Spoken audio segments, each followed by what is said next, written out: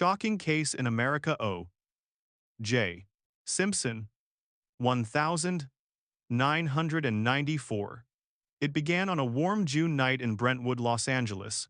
One of those quiet suburban evenings where the palm trees barely rustled and the air seemed too calm, too perfect, for anything monstrous to enter. On the 12th of June 1994, a pair of lives were extinguished in a small walkway beside a condo on Bundy Drive. What no one understood at that moment, what no one could have predicted, was that this brutal double homicide would ignite the most polarizing legal battle in modern American history, a cultural earthquake that would split the nation along lines of race, celebrity, justice, and power. It would create icons and villains, launch media empires, destroy reputations, and change the criminal justice system forever.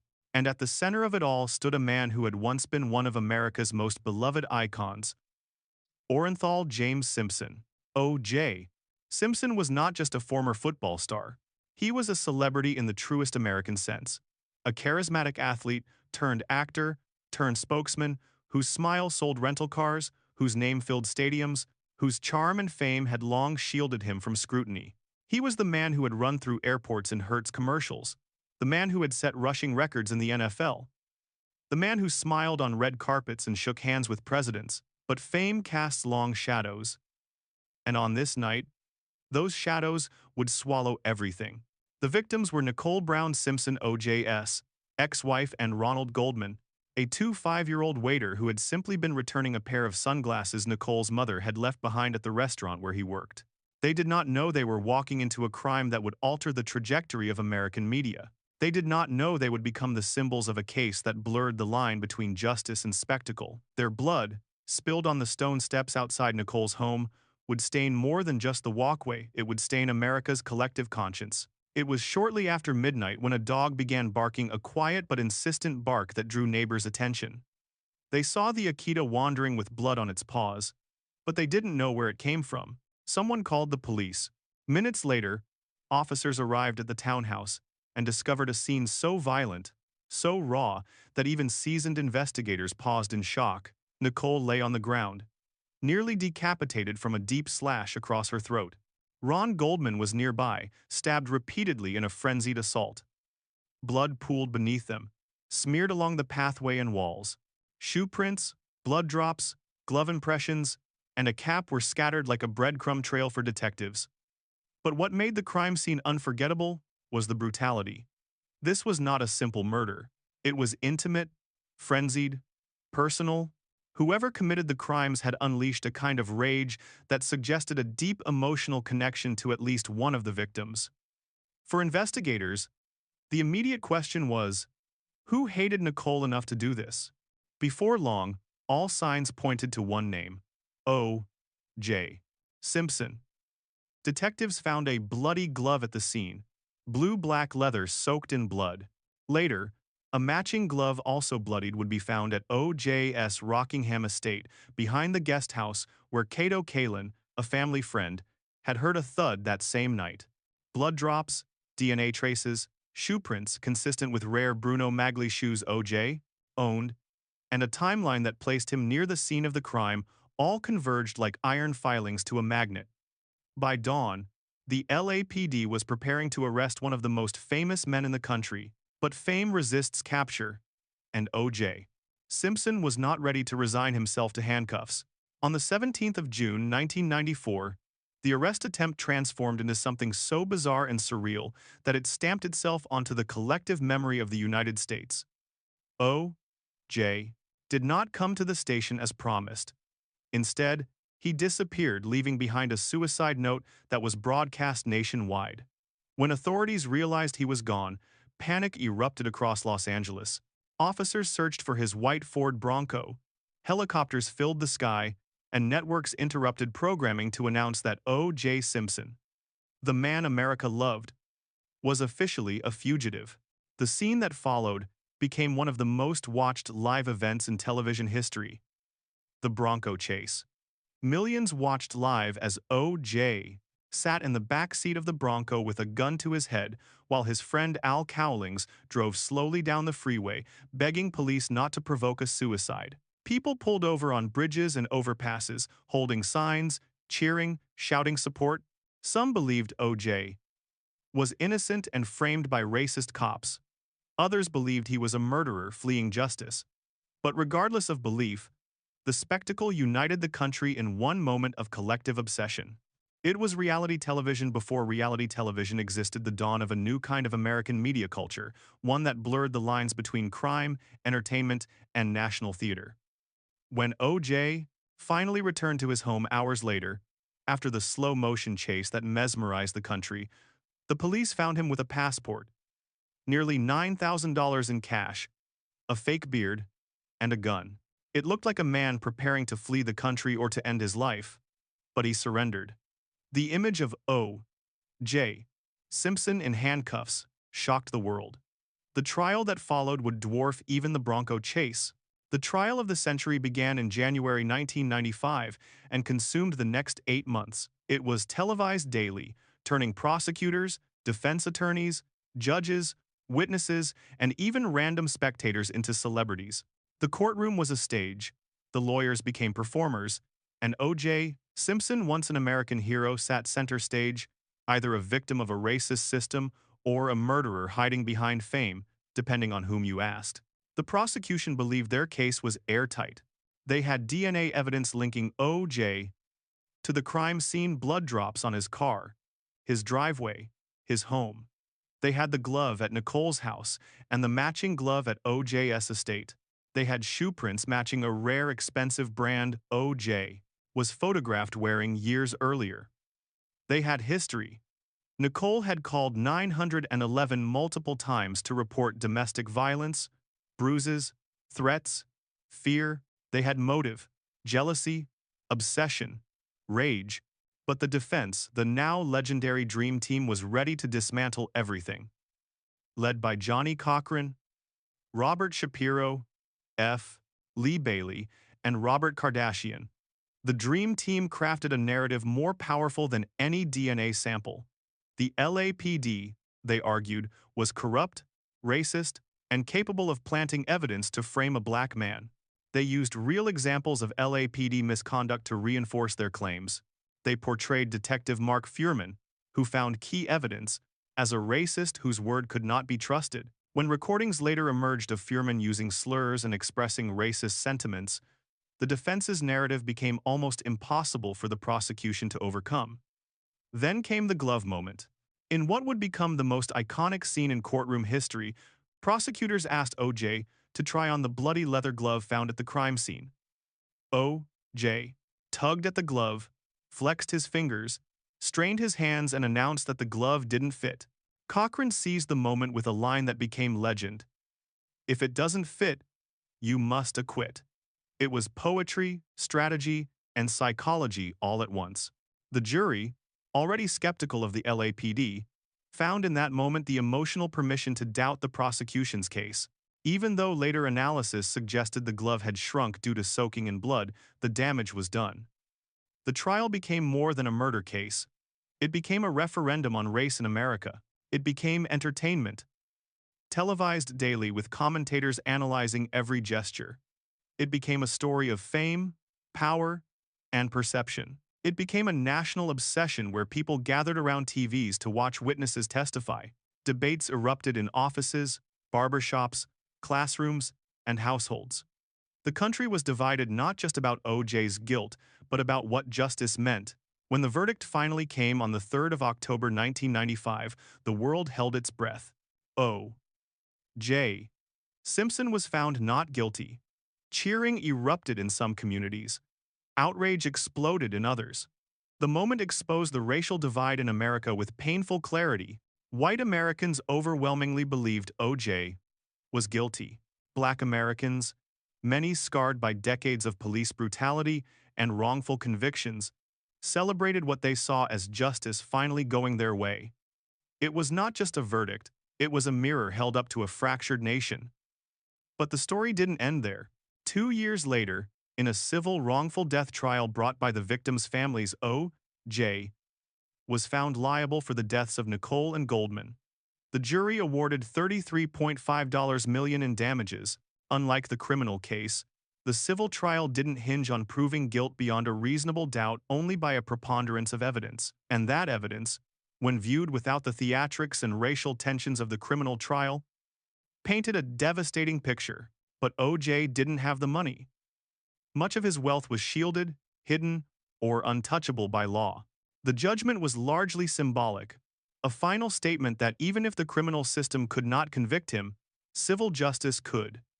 15 years later, another twist came. O.J. Simpson was arrested in Las Vegas for armed robbery after attempting to reclaim sports memorabilia he claimed had been stolen from him. This time, the jury showed no mercy. He was sentenced to 33 years in prison. For some, it felt like karmic justice. For others, it felt like an overcorrection. He served 9 years before being released. But his legacy was already cemented. He had become not a sports hero, not a movie star, not an icon, but a symbol. A symbol of celebrity power. A symbol of racial division in America. A symbol of media spectacle overtaking justice. A symbol of a system that could be manipulated by charisma, strategy, and narrative. His life became a cautionary tale, a cultural wound, a story that refuses to fade. The courtroom that would soon become the beating heart of America's most controversial trial did not look like the setting of a national drama when the proceedings first began. It was just another beige-walled chamber inside the Los Angeles County Superior Court. Wooden benches, fluorescent lights, microphones that often crackled, and a jury box whose occupants had no idea they were about to become unwilling celebrities themselves. But the energy inside the room was electric, charged with tension, curiosity, and an uneasy sense that the nation was about to witness something far larger than a murder trial. The case of the people of the state of California versus Orenthal James Simpson was no longer simply a legal proceeding. It was a cultural fault line, a televised theater, a referendum on race, celebrity, and the meaning of justice. Every camera lens in America turned toward that courtroom. Dozens of news vans lined the streets outside. Reporters elbowed each other for position. Sketch artists sharpened their pencils. Court TV, still relatively new, saw its viewership explode overnight. And inside that courtroom sat O.J. Simpson, stoic, composed, and inscrutable, still wearing the charm that had once made him a national treasure, but now wrapped in a cold, controlled exterior that kept the world guessing what lay underneath. Judge Lance Ito presided over the case, a man whose calm demeanor and unexpected media appeal made him almost as famous as the lawyers arguing before him. Prosecutors Marcia Clark and Christopher Darden entered the case with a mountain of evidence and the confidence that it would be enough. They had DNA. They had motive. They had a timeline that placed O.J. exactly where he shouldn't have been. They had signs of domestic abuse stretching back years. They had blood trails, gloves, Bruno Magli shoe prints, and a history of threatening behavior. They had the prosecution's dream combination: forensic certainty and emotional narrative. But the defense, O.J.'s dream team, had something arguably more powerful than evidence. They had a story, and they were going to tell it in a way that would cut through the prosecution's scientific precision like a knife. Johnny Cochran, the star of the defense, entered the courtroom each day with the confidence of a man born for the stage.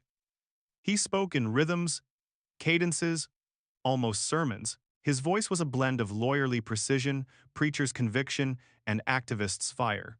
To his left sat Robert Shapiro, whose polished composure and negotiation skills had originally steered the defense strategy.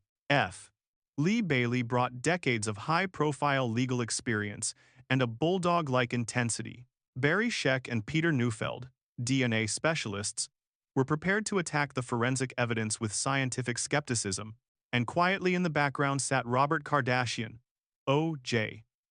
0Z loyal friend, whose anxious expression during the reading of the suicide note months earlier had been broadcast to millions. This team wasn't just defending O.J., they were building a fortress around him. The prosecution opened with the brutality of the crime, letting jurors feel the horror of what had happened on Bundy Drive. Marcia Clark described Nicole Brown Simpson's nearly decapitated body, the defensive wounds on Ron Goldman, the pools of blood. She painted O.J. Simpson not as the beloved hero Americans thought they knew, but as a jealous, controlling abuser whose rage had escalated over time. She reminded the jury of Nicole's desperate 911 calls, her trembling voice saying he was going to kill her. She showed photos of bruises, recounted neighbor testimonies, and presented a timeline showing that OJ had the opportunity, the motive, and the history that made him the prime suspect. People watching across the country felt the emotional weight of her storytelling. Many believed she had the case won from day one.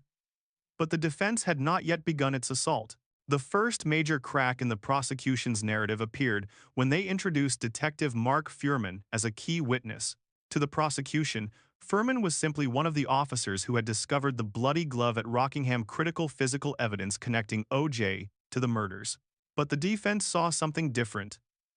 An opportunity. F. Lee Bailey questioned Fuhrman with surgical precision. He asked whether Fuhrman had ever used racial slurs, particularly the N-word, in the past 10 years. Fuhrman answered, "No." Bailey pressed again. Fuhrman repeated his denial.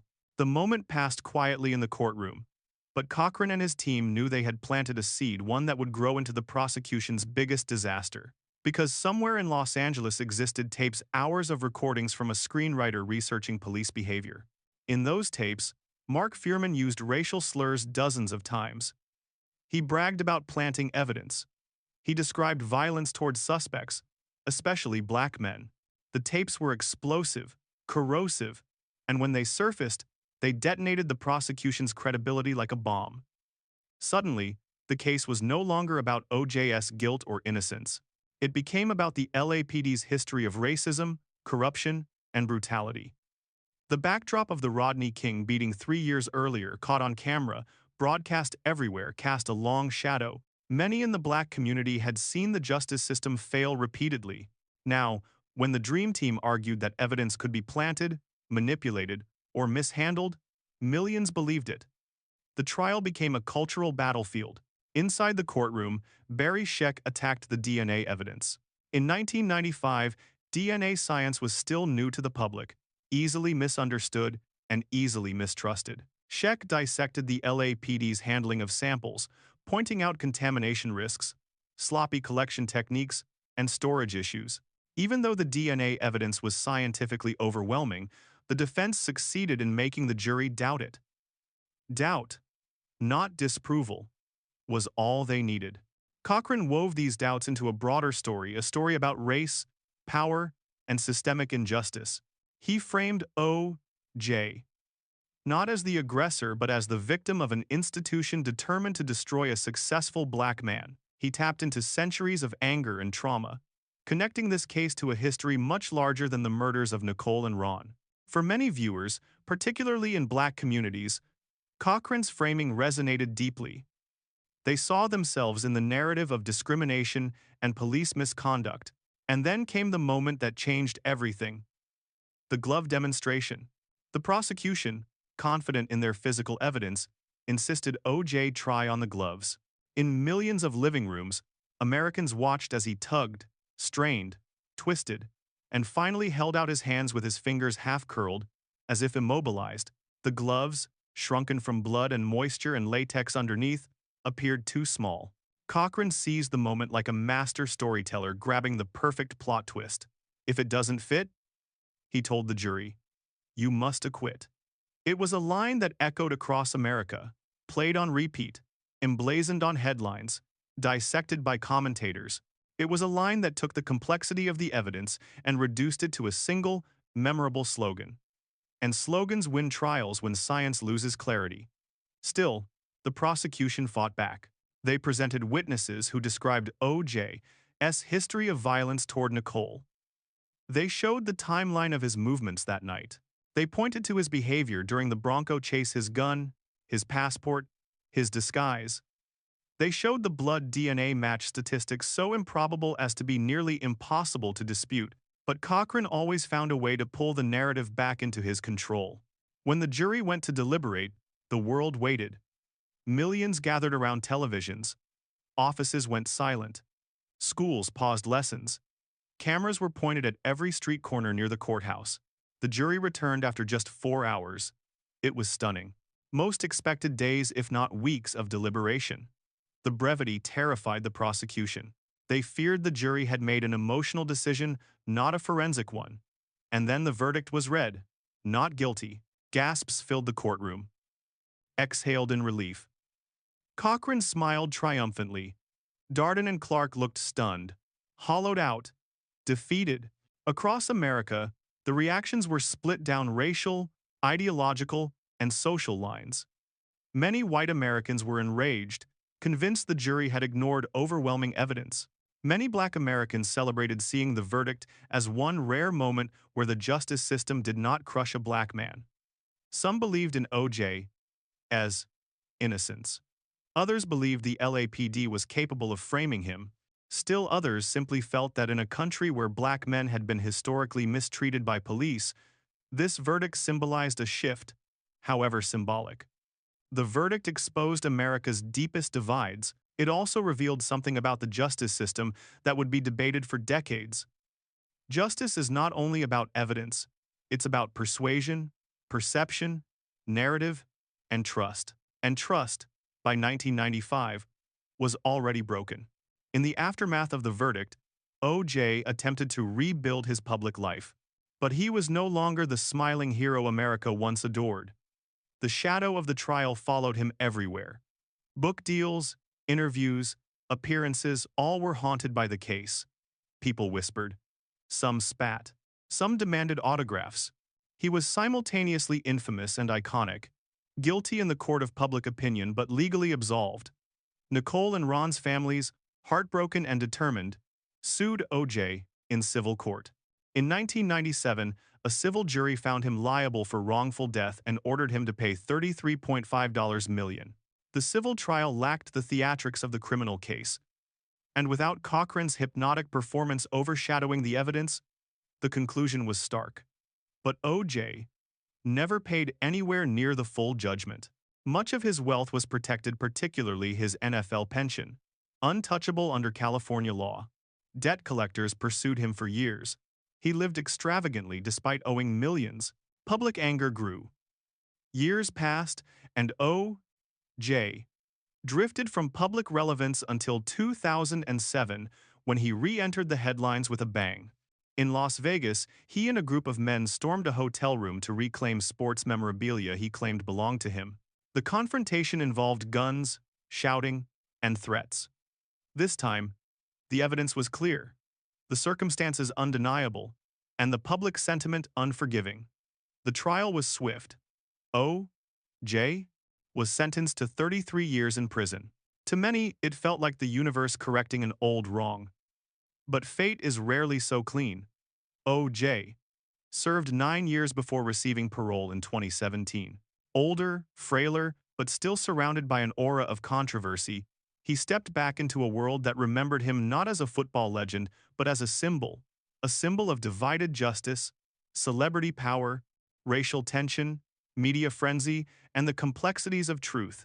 Still, the full story was far from over, because behind the cameras, behind the televised trial, behind the legal battles and media circus, lay a deeper, darker psychological narrative, one that twisted through every character involved. The victims, the families, the lawyers, the detectives, and O.J. Simpson himself. And to understand the full impact of this case, its cultural, emotional, and historical fingerprints, we must look beyond the courtroom, beyond the evidence, beyond the verdict, into the aftermath, the unraveling, the consequences that rippled for decades.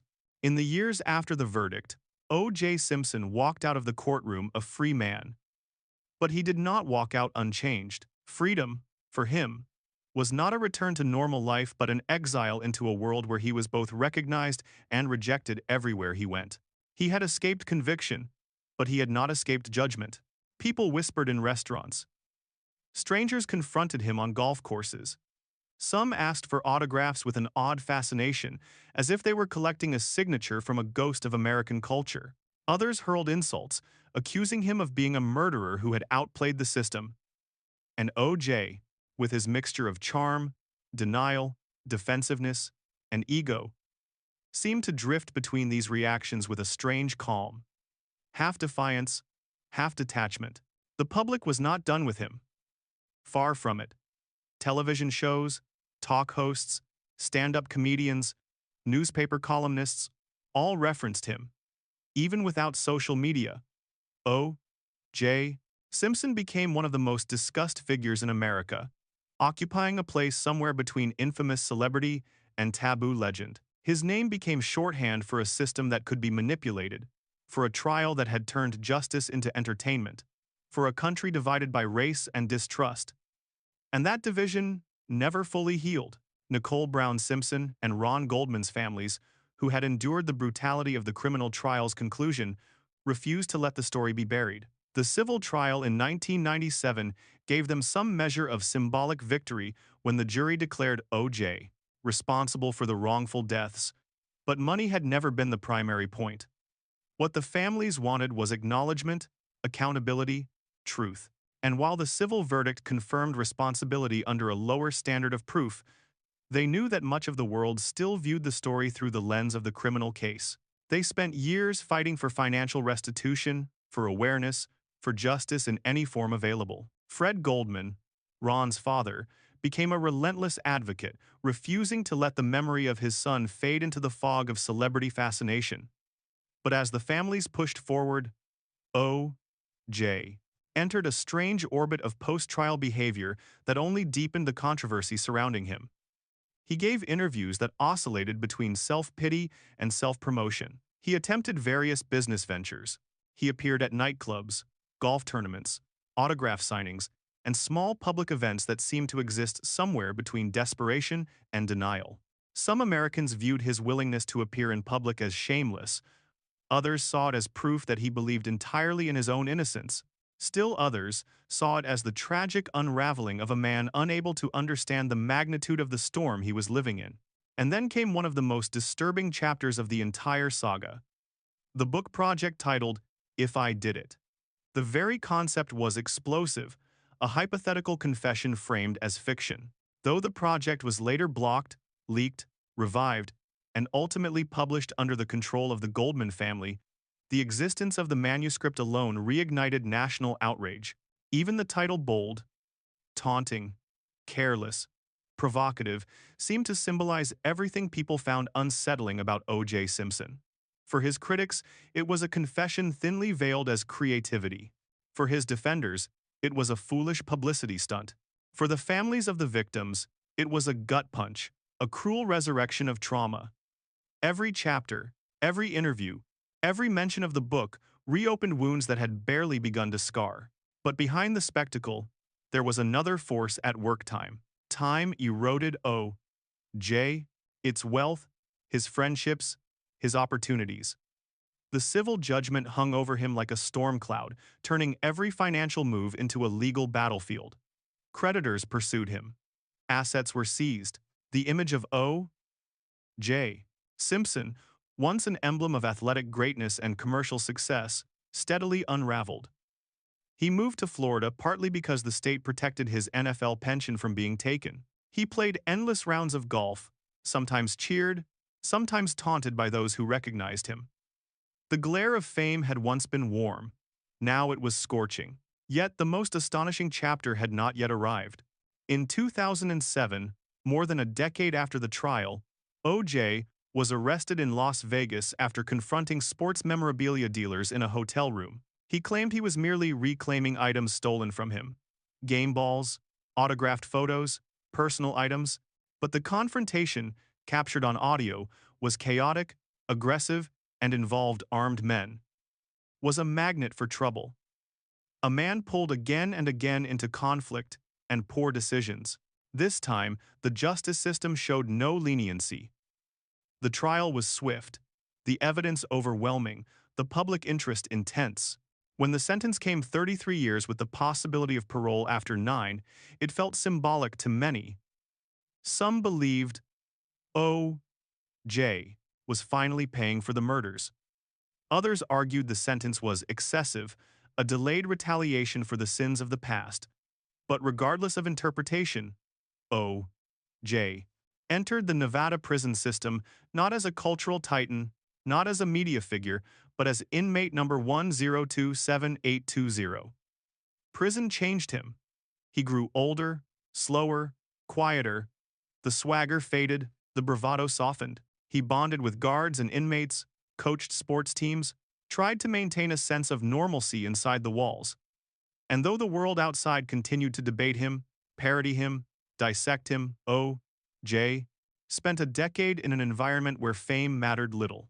Aging in prison is its own kind of punishment. Day by day, the body weakens, the memories sharpen and fade in cycles, and the world outside moves on without you. When O.J. was granted parole in 2017, the hearing became an international event. Cameras rolled. Commentators resurrected the same debates that had raged in the 1,990 seconds. When he walked out of prison at age 70, he entered a world profoundly different from the one he had once dominated. Social media had turned every viewer into a commentator.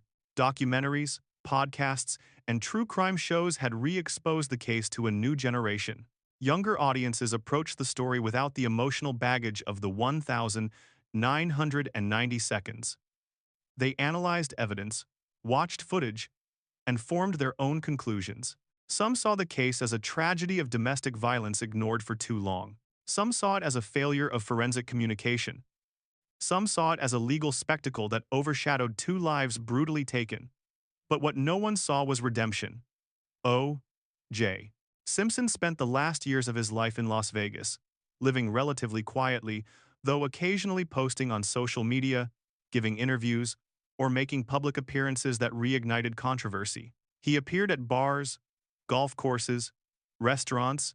Sometimes he smiled for photos. Sometimes he kept to himself. Always, the shadow of the case followed him. He remained a polarizing figure, some fascinated, some furious, none indifferent.